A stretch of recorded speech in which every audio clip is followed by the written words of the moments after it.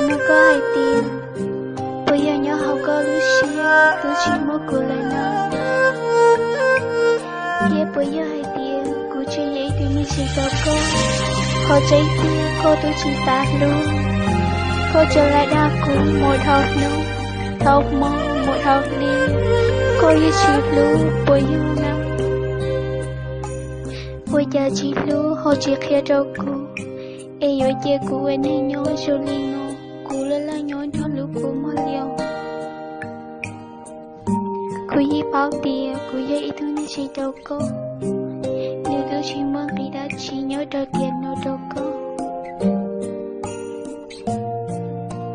Chỉ xa lưu khía đâu cụ chỉ tôi xía đâu cô. Cụ dì bao tìa, cụ có mong thêm. Cho hai tìa mây nữa nữa. Cụ mua lại chê, cô ý xía. Muốn thiệt tôi này ở có lưu tiếc con cho đầm. Cụ dì bao tìa, cô cho thác cụ nhớ đầu tiền nó. Họ tranh kia cô ý chỉ lưu. Từ lâu, bây giờ hai tiếng, cô tới chỉ biết con. Bây giờ hai tiếng, cô tới chỉ biết con.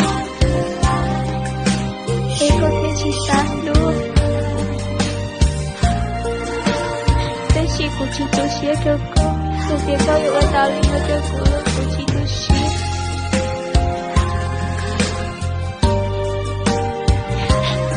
Từ giờ mua lại mà nhớ con nữa. Câu mà muốn thiệt tới nên con luôn. Con thiệt mới ấm tư. Con muốn thiệt tao đến hệ của con lưu thiệt con nhẹ nói chết. Con chỉ thâu ở đó nếu tôi xia dạ thì khâu ở đó của. Nếu con muốn tôi tao như lịch chết. Chú con lưu xia còn tiền. Lưu nữa nữa.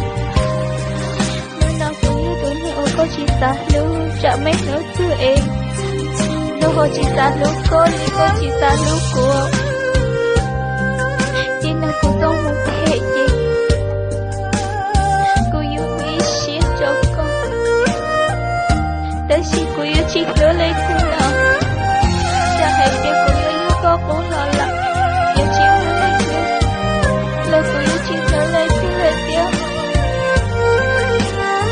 Chả hãy biết cô yêu chỉ phải dạy đâu cô. Tu lý chỉ mua là cái đất chỉ là cô chỉ tu xuyên thọ có mỗi có lưu đi cỡ rồi rồi nhưng mà lại quay xuyên tu lưu cô dễ bao tiền cô sống một thể thọ có mỗi có lưu đi cỡ rồi nó nhưng mấy nữa tư có nào hay tiền cô ta lại nói chuyện thọ có không vô lối chơi cô riêng hai tia của chị tôi còn mãi nó có mong nhà thật hồi lỗi chị chạy nhiều chỉ muốn mình ở chị là ta chị cô yêu ở chàng vô cô muốn tốt nữa cười cô yêu chị vô cô là ê cô yêu ở chàng vô cô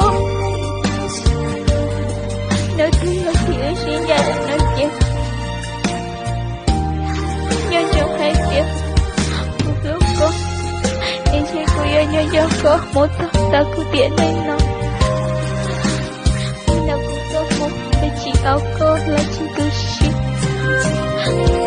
từ lâu à lịch tiện trẻ yêu chỉ mua lòng yêu chỉ tao xin chỉ xin lòng hỏi có yêu tôi này ở cô đố cha ta ship trẻ yêu chỉ tao xin chỉ lấy chỉ mà một con nữa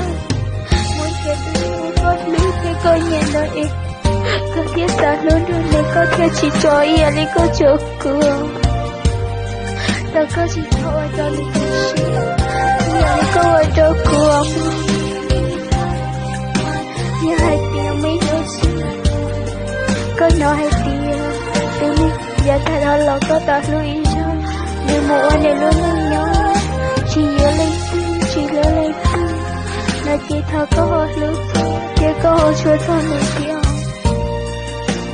chỉ có một ta lên nên chẳng lại nói chỉ ra có lối xia hay chỉ có mua lưu nên em lưu chỉ lưu có tu xia nói chỉ che cô ye ba cô tu xia yo cho cô tu xia kia